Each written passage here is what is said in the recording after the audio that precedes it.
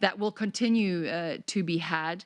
What I want to share with you is that there were two things that we would like to share with you that have come out of a first result of this workshop. First, there was an overwhelmingly support from the IOC members for a pause to be done and a review of the future host election process, and we will be setting up a working group to look into this for two main reasons. Members want to be engaged more in the process. And secondly, there was a very big discussion in and around when should the next hosts be awarded. We want to use the learnings from LA and from Brisbane, as well as the French Alps, who have had a much shorter lead time, but in the case of LA and in Brisbane, a much longer lead time. So there was a lot of discussion from all of the members on when is the appropriate time to select a future host. So for these two reasons, that working group is going to be set up in the next week or so to start looking into when we should be selecting the future host and how we should be selecting the future host. Secondly, there was an overwhelmingly support, I think, not just the majority, but all of the members that were here present and those that were able to share with us before they left, that we should protect the female category. And with that, we are going to revisit the eligibility category, not revisit, that we're going to actually set up a working group made up of experts and international federations. It was agreed by the members that the IOC should take a leading role in this, and that we should be the ones to bring together bring together the international federations and ensure that we find consensus. We understand that there will be differences depending on the sports, but it was fully agreed that as members and as the IOC, we should make the effort to place emphasis on the protection of the female category, and that we should ensure that this is done in consensus with all the stakeholders. So with that, that was really a very quick update, because there were so many things mentioned and so many, I believe, exciting discussions that were had that will lead to many more things in the coming weeks. But that's a good starting point for now. Thank you very much, President. Okay, we have nearly 60 people online, so we're going to try and rattle through these as quickly as we can. Let us start with Graham Dunbar from Associated Press. Graham, you have the first question, please, to the President.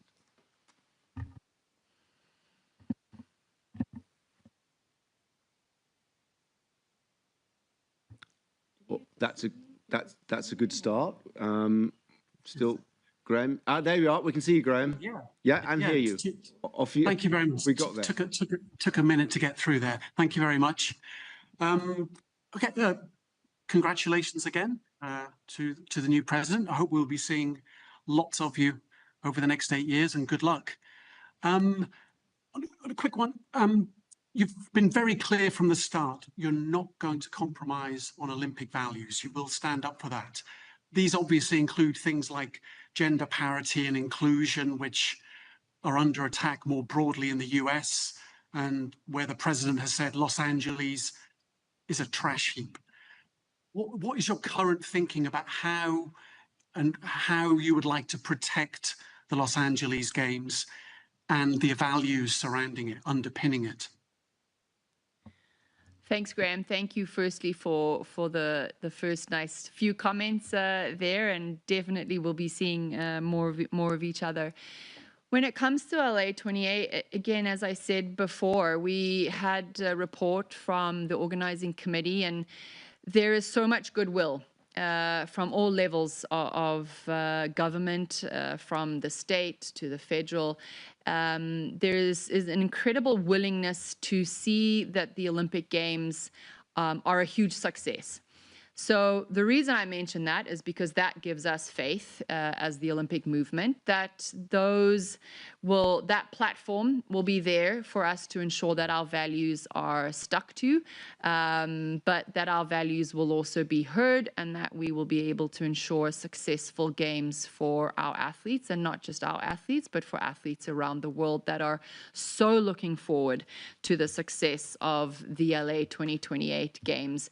We have all heard how LA 84 games was a huge pinnacle in our Olympic history, and so many athletes are looking forward to it. So again, it's our duty to ensure that we work towards that. And as of right now, we see that full commitment coming across the board. And as the COO, Reinhold shared with us yesterday, there is unity of effort, as he put it. I'm looking in my notes, and that again was very reassuring for us, and we will continue to work towards that as a unified model in our different stakeholder roles. Thank you, Graham. Thank you. Let's go to over to Salt Lake City. I think it's Lisa Roche from Deseret News. Welcome, Lisa.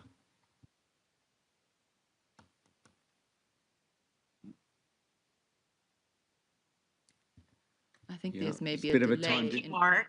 There we go. Yeah, we see you. Off Mark, you go. yes, a little slow, right? First of all, congratulations, Kirsty. And I know that in Utah, we're very much looking forward to you making your first visit here.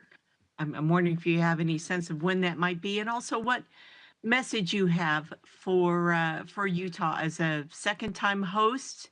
But it's a little far off in the future, right? Yeah. The focus of your meetings were on the two upcoming games, obviously. What would you tell Utahns about being a host, given that they have a ways to go before that happens? Thank you so much. Thank you, Lisa. We're looking at all the next few months leading into next year, trying to ensure that we visit all of our main stakeholders, including those of upcoming Olympic City hosts. For Utah, as you said, it'll be the second time hosting, and there's a lot of excitement. Again, this comes back to the discussion that we as members had the last few days of how long a lead-up time should there be in delivery, and what does that look like? And when there is a long lead-up time, what is our role, and how can we support those cities to keep the engagement? As chair or former chair of the Brisbane 2032 Games, this was something that we consistently asked ourselves, and the chairman of Brisbane 2032 and I, Andrew, had a lot of conversations about how to keep the engagement, how to keep the excitement, what does it look like? And I think really my best advice to Utahrians is just that the games are coming, and really I think it's really more about just creating that local community engagement, because at the end of the day, if the communities can strengthen, the local clubs can work towards that, and having local athletes getting excited, then there's really not too much more that we can do in these next few years, but just create the momentum that can be leveraged from the local communities and the engagement that you can see from the local clubs. Thank you. Thank you, Lisa. Okay, we're going to go to Xinhua now, Chinese news agency. Yeti, I think you might be in Geneva, but question away, please. Yeti from Xinhua News. Yeah. Seem to be taking a little bit of time. We're connecting shortly with you. Bear with us. We're still on Lisa at the moment. Bear with us, President. Sorry. Normally quicker than this. There we go. Hello. Yeah, you're in Geneva, I think. Please Thank you. far away. No, I'm in Beijing now. Go ahead. Yes. Thank you very much. Hi, Mr. President. This is Xie from China Xinhua News Agency. First, congratulations on becoming the 10th president of the IOC. I'm very much looking forward to interview you in China. And I have two questions, small question. One, do you want to plan to visit China, and what do you want to say to your Chinese Olympic fans? And my second question is, can you please share with us some specific inspiring ideas from the members during the discussions of Pause and Reflect? Thank you very much. Thank you very much, and thank you for the questions. And we will be visiting in November. We'll be visiting China in November. The dates are still being finalized, but will be around the national games. So we're very excited about that. And to all the Chinese fans, thank you very much for tuning in live on the 23rd on the official handover. We really appreciate that. We heard that there were a number of people watching, and so the excitement and appetite for the games in China is always strong, and we thank you for that commitment. In terms of the members' engagement, there were so many incredible ideas that were shared. The next steps, which is maybe something to share with you all, is that we will now take all of those good ideas and really have deeper conversations with the members, with the stakeholders, and expand all of those conversations to ensure that we are being collaborative across the entire Olympic family. I think it would be too premature for me to share some of the outcomes, because there needs to be more in-depth conversations. We really just touched the surface. I think the members felt that we could have probably spent a week together to really come out with stronger recommendations. And really the priority was recognizing and giving acknowledgement to what the opportunities were and what the potential challenges were. And those were all very high level. So now we need to take it a step further and dive a little bit deeper, which is a process that we will be doing over the next few months. Thank you. Thank you very much. Okay, we're going to go to the Indian Express next, to Mihir Vasavda. Mihir, your question next, please, to the IOC president. Hi. Please go ahead. Great. Congratulations, Mr. President. You mentioned the pause on the future host selections. Can you please explain what happens next? Will the ongoing conversations be halted altogether? I believe there is an Indian delegation planning to visit next week. So will the meeting be there, or they'll just be there and come back? Hi, nice to see you again. No, we want all interested parties to be a part of this pause and reflect and of this review. I'm aware of the delegation coming next week, so that will continue. And actually, they might be our first interested party for us to ask a couple questions and to better understand from them. As I mentioned, from the membership, it was very much of the opinion that we need to ensure we, one, have more membership engagement, and two, secondly, look at the timing. When is the most appropriate time? When is the best time? When is the most effective time, I think is the correct way of saying it. What is the most effective way where we're not going to overburden any of the stakeholders or the OCOGs, and what does that look like? And we want all interested parties, all organizing committees that we have in the lead up, so that's inclusive of LA. We need to see Milano Cortina.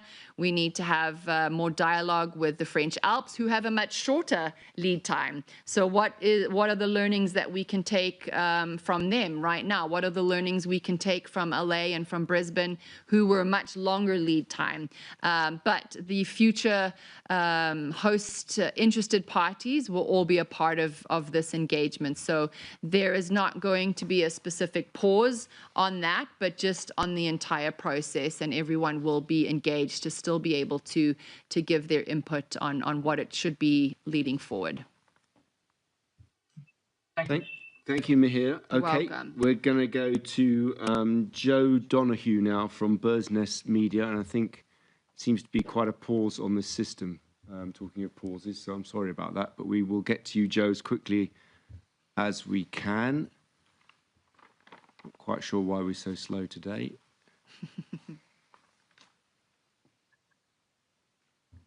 Mark, hey, thank you so much for the time. Please go ahead.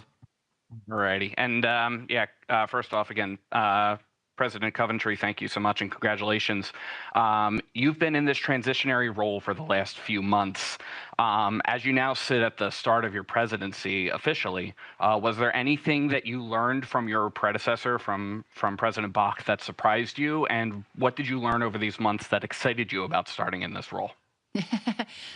Thank you, Joe. I thought you were going to ask me what I learned, and I was about to ask you, how much time do you have? I think in terms of the first question, anything that surprised me, I really honestly couldn't say that there was one thing that really stuck out. I think it was really more the time that we took. I appreciated the time that President Bach and I spent over the last 3 months, just deep diving into all the various discussion points and the level in which there was all the background information. That really was very interesting, and I am very much appreciative of that.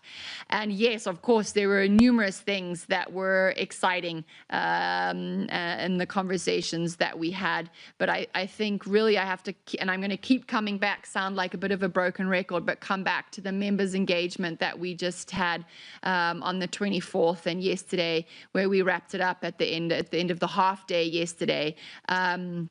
And just the excitement that there is around the different opportunities, but also the excitement around coming up with solutions on the challenges. That for me really showed the level of expertise that I have in the membership, and I'm extremely excited about that, being able to pull those expertise from the members and make our movement stronger. So that is really what I'm looking forward to in these next few months as we set off on this journey. Wonderful. Thank you. Thank you. Thank you, Joe. Okay, we are now going to Ukraine. We're going to go to Konstantin Vavarik, a regular participant. Konstantin, if you're there. Yeah, Please go ahead. Thank you for the opportunity and congratulations, Ms. Coventry, on your election. The question is, how would you evaluate, did you have a chance to look back on the current individual neutral athletes criteria? Are you planning to any kind of reevaluate them? And are you ready for an official visit to Ukraine to evaluate the state of the destroyed sports infrastructure that is going right now here? Thank you.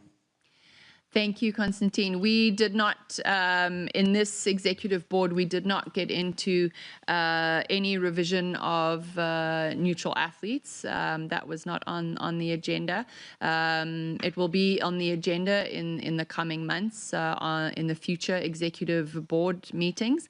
On your second question on visiting, as I'd said, I think to one or two of the other reporters, we're going to try and make ensure that we visit all of our stakeholders, and that will at some point include all of the NOCs around the world, all of the international federations, as well as all of our top sponsors and media rights holders. So once we know what that looks like, and that will be not done in 1 month or 2 months, but over the next few months into next year, we'll keep you posted on that. Thank you. Thank you. Thank you very much. We're going to go, I think, to Canada. Robert Livingston. Robert Livingston from Games Bids. I think that's where you are. Robert, please ask your question. I think you're...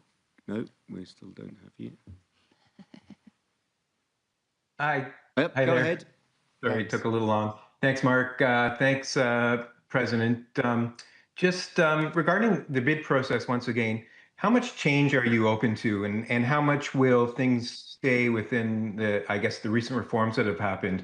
And also, what will this mean to the Swiss 2038 Winter Games bid, where there's kind of this window of opportunity for them? What can they expect? So I think, Robert, thank you for the question. Firstly, as I had said, I think from our friend from the Indian Express, all of the interested parties are going to be a part of this consultation and this review. I think secondly, it really, the members were in agreement that the way we used to do things is not where we want to go. There's been some very good reforms to get the future host and the selection of host cities to date. But it just felt, and they felt, that we wanted to be included in the process a little bit more, and really to be able to better understand the process. If you're not sitting on the Future Host Commission, you're obviously not getting as much information, and it's such an important part of what we do. And members get asked a lot in their own home countries, what's happening, where is it going, that they want to better educate themselves. And so this is really the key points that we will be looking at in terms of the review. There's been very many steps taken to get the process to where it is, very good steps, but it's really how do we now include the members so that they can also be educated on those steps taken. And then secondly, again, it came up very strongly on when do we award the games and what does that look like. So those are really the two points that led us to taking this step forward of let's have a reflect, let's have a review of the process to really analyze when is the best time to award the games and how can we have a bit more involvement from the members. And the Swiss bid for 2038? As I said, with the existing bids that are all there, they're all going to be a part of the process, and no one's suddenly going to be excluded. There's not going to be any specific opportunities that might outweigh one or the other, but everyone's going to have a chance to be a part of this review process. So that promise to Switzerland for 2038, or that open window, is that not applicable anymore? I can pass on to Christoph, but I believe that okay. Will remains the same, is my understanding. Yeah, Christoph? President, I think that that it's fair to say that although there is a general reflection, the pledge that was made to the Swiss and the Swiss authorities in particular was to be part of this privileged dialogue during which they should come up with all the relevant information, including the detailed guarantees, which, as you know, in a country like Switzerland, is fairly complicated because of the various levels of governments and the sort of developments that are needed here. So I think that although they will be part of the reflection, as far as it stands, that is the privileged dialogue, that will continue until the window of opportunity we gave them, which is towards the end of 27. So that work continues, and all the further developments will then have to be factored in when it comes to finalizing this project. Thank you. Thanks. Thanks, Robert. Thank you very much. Okay, we're going to go to Reuters now. Carlos Groman. Carlos, your question, please, to our president. I hope you can see me and hear me. Yes, we can. Please go ahead. Hi, Carlos. Thank you very much. Thank you very much, Kirsty. Congratulations again for taking over. A question, if I may, on the Russian, on the neutral athletes. Is there a date by which time you would like to have a decision? I mean, we're now, what, 8 months before the Olympics. Is there a deadline you would like to see set on that matter? Thank you. Thanks, Carlos. To be very honest with you, we did not speak about it in this executive board. It was not on the timeline, but it will be, and we will be discussing it in the future. So we have an executive board in September and one a little bit further later on in the year in December. So I think in the future it would definitely be coming in the next few months to have it on the agenda. Thank you. Yeah. Thank you very much. We're going to go to Florida to Ed Hula. Hopefully, Ed Hula made your way back safely from the Olympic Day celebrations. That's good to see. Please go ahead with your question when we finally see you. We still haven't seen you yet. Here we go. Here we go. Off you go. Good afternoon, everybody. Hi, Ed. Hello. A number of members and the other candidates for IOC president continually pointed out that the members feel that they're not fully involved in all the decision making. What can you say about how to increase the involvement of members in decision making without bogging down an IOC session in a lot of debate and discussion? At the same time, the members say they'd like to be more involved and to debate and discuss issues before the IOC. Is there a happy medium? Yep. Thanks, Ed. Well, I'm hoping if what they were telling me after the successful forum over the last 2 days was indeed correct, when you go and talk to them now, they should say, this was great, and we had the opportunity to talk and have dialect, and they want more of it. So I think what we have all agreed is that forums where the members spend a day, 2 days just together, talking, going through things, deep diving into specific topics is something that we will definitely continue doing in the future, and take the opportunities when we're all together, whether it's maybe at a session, before the session for half a day, or at an Olympic Games for half a day.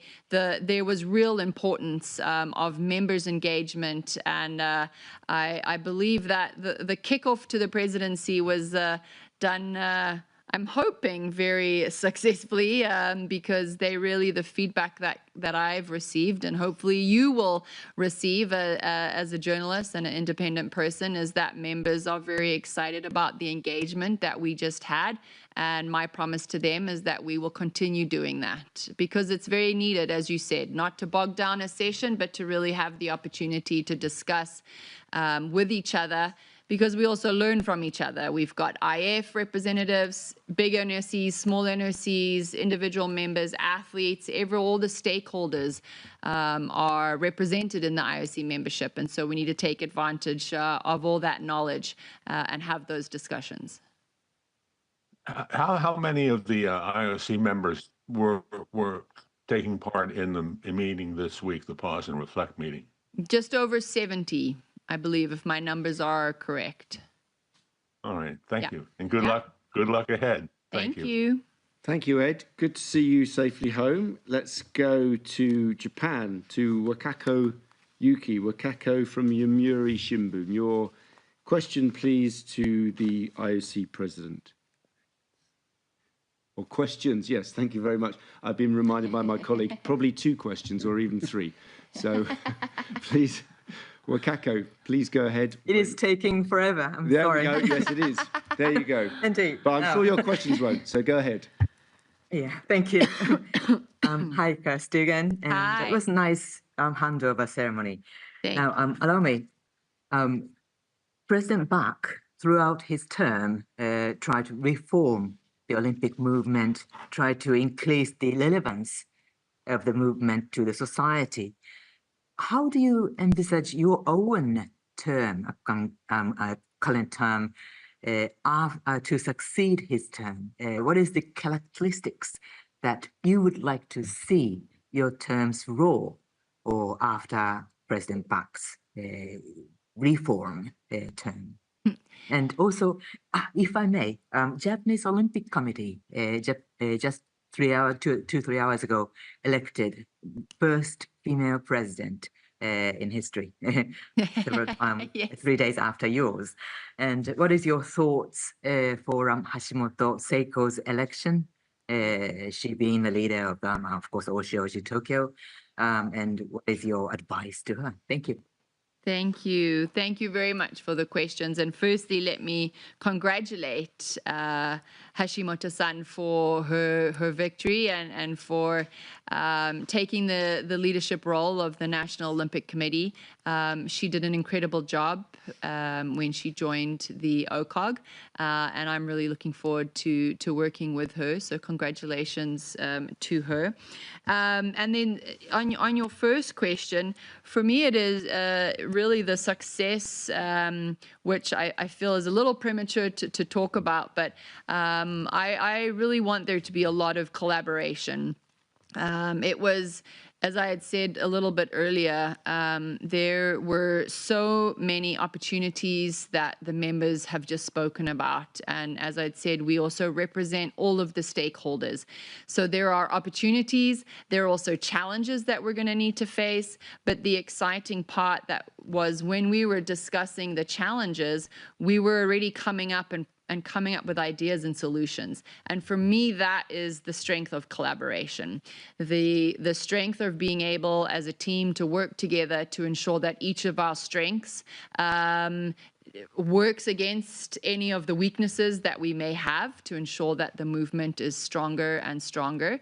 And we have some really very clear ways, I believe, already after just a day and a half, of where we all find common ground and where we can all see those early successes taking place. There needs to be a little bit more work done in how we're going to do that and what that looks like. And I'm looking forward to, in the coming months, sharing that in more detail with all of you.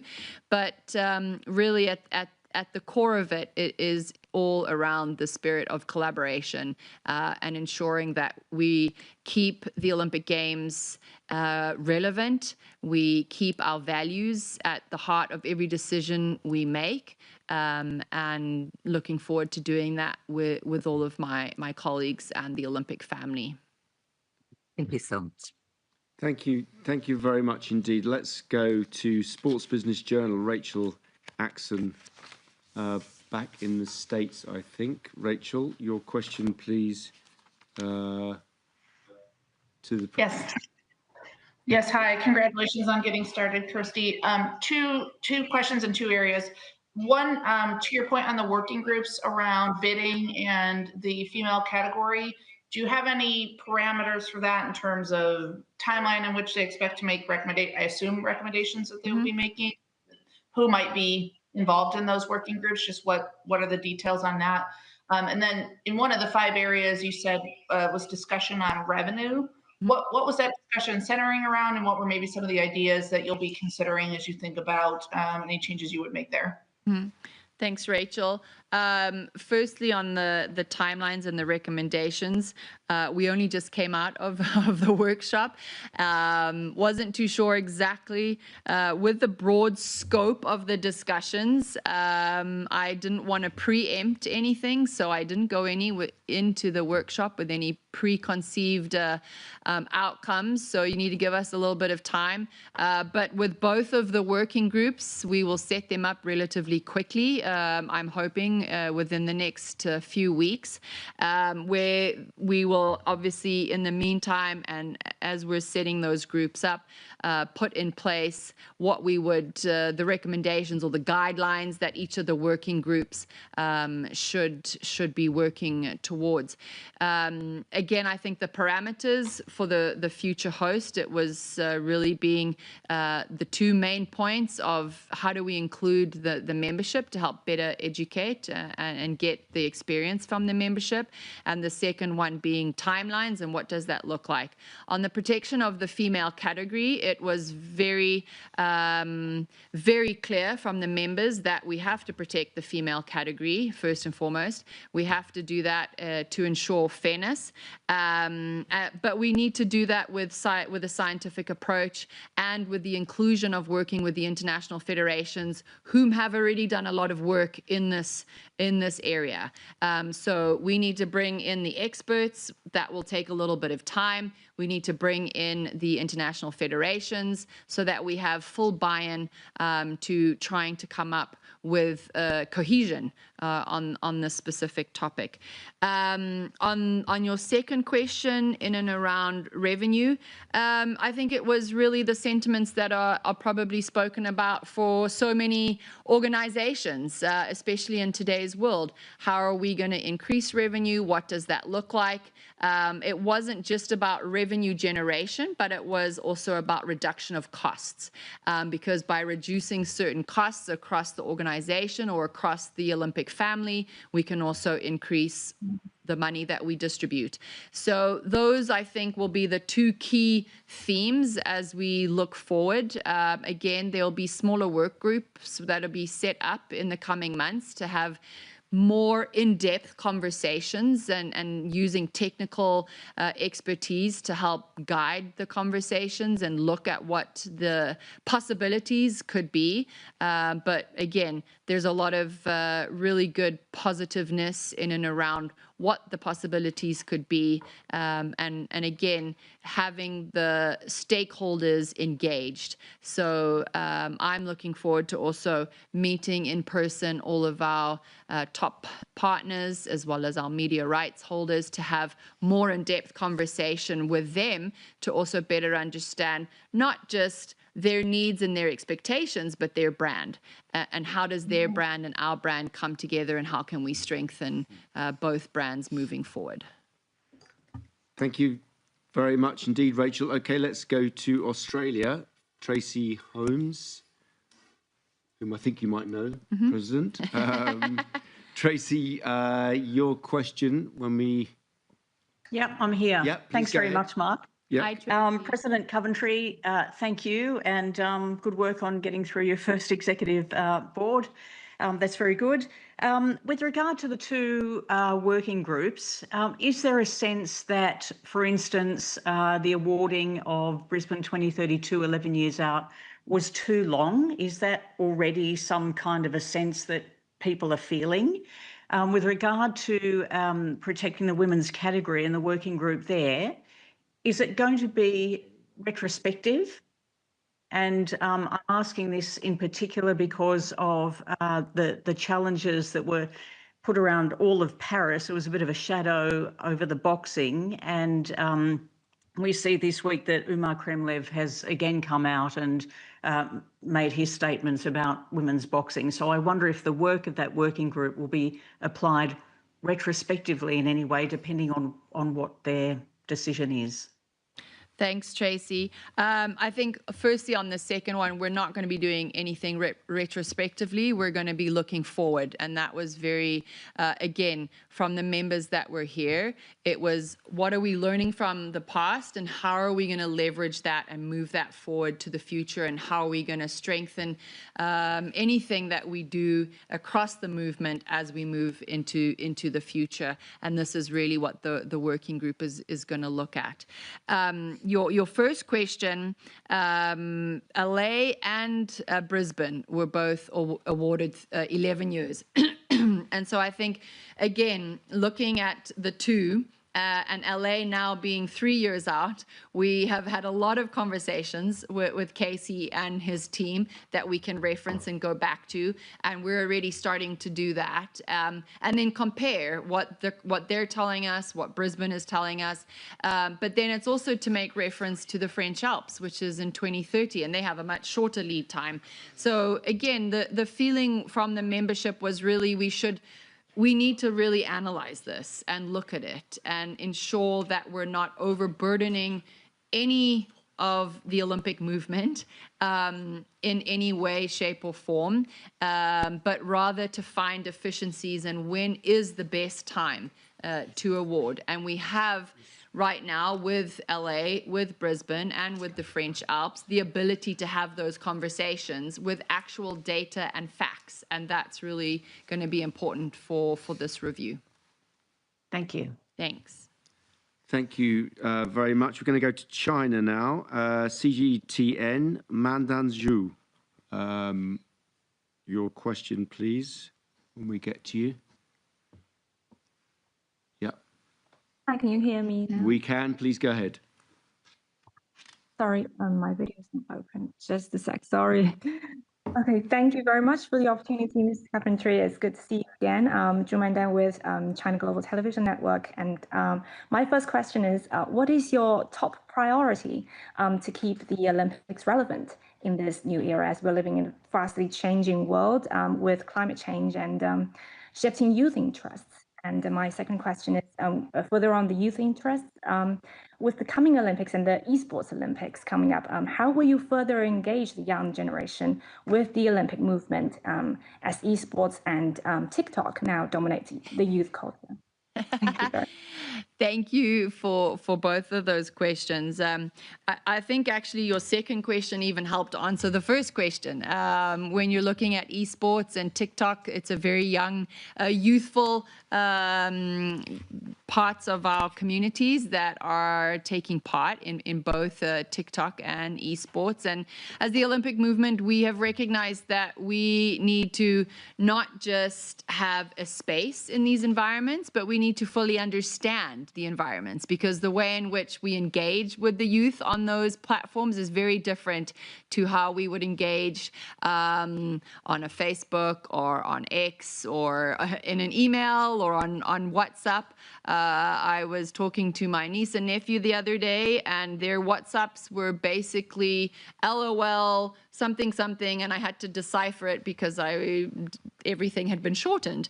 So again, how we communicate, I think that is at the end of the day what we as a membership need to look at and speak about, is how are we going to communicate to the younger generation? What does that look like? It's very different in today's world with the things that are popular with them. But there is a lot more understanding that we've also realized amongst the membership, because a lot of us have young children, and we can get to hear from them daily on what their expectations of us, our movement, are, and we need to leverage off of that. We know that we have to find new innovative ways, and I think this is also where we can leverage our AI and the AI agenda that was I think launched last year, if I'm not mistaken, last year. But there's a lot of really good ideas in the AI agenda on how to engage and what that looks like, and how we can do that across many different regions of the globe, because that's also really important when it comes to universality and speaking to everybody. And in terms of AI and technology, you can now adapt to take into account the cultural differences when we're communicating to all 206 National Olympic Committees and athletes around the world. So these are the platforms that I hope we're going to be, not hope, but I know that we will be implementing and we will be using to have better engagement with the younger generation as we move forward as an Olympic movement. Thank you very much, President Coventry. We are fast approaching the end. Going to try and get 2 or 3 more in. Lots of questions we're getting through. Let's go to the UK. Jamie Gardner from Press Association from PA. Jamie, your question, please.